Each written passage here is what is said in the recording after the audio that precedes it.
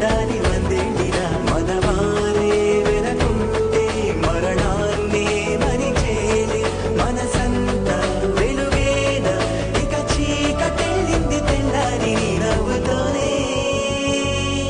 10 మంది ఉండగా ప్రతిరోజు